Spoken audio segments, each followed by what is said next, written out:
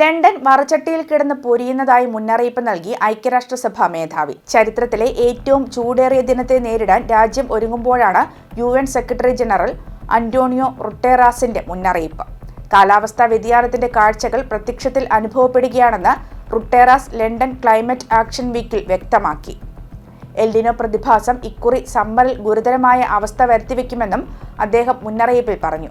UK അസാധാരണമായ ഉഷ്ണതരംഗം നേരിടുമ്പോഴെങ്കിലും കണ്ണു തുറന്ന് കാണാൻ UN മേധാവി മുന്നറിയിപ്പ് നൽകുന്നു.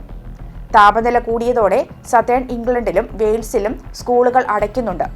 റെയിൽവേ യാത്രകൾ വേഗത കുറച്ചും ആശുപത്രി അപ്പോയിന്റ്മെന്റുകൾ റദ്ദാക്കുകയും ചെയ്യുന്നത് പ്രതിസന്ധിയുടെ ആഴം വ്യക്തമാക്കുന്നു. 1976 ജൂണിലെ താപനില റെക്കോർഡാണ് ഇക്കുറി തകർക്കപ്പെട്ടത്. സറയിൽ ഇന്നലെ 34.6 സെൽഷ്യസ് വരെ രേഖപ്പെടുത്തിയപ്പോൾ ബുധനാഴ്ചയും വ്യാഴാഴ്ചയും ഇതിനെ മറികടക്കുന്ന ചൂടെത്തുമെന്നാണ് കരുതുന്നത്. ബുധനാഴ്ച സൗത്ത് ഈസ്റ്റ് ഇംഗ്ലണ്ടിൽ 38 സെൽഷ്യസും വ്യാഴാഴ്ച ഇത് 39 സെൽഷ്യസായും ഉയരുമെന്നാണ് പ്രവചനം.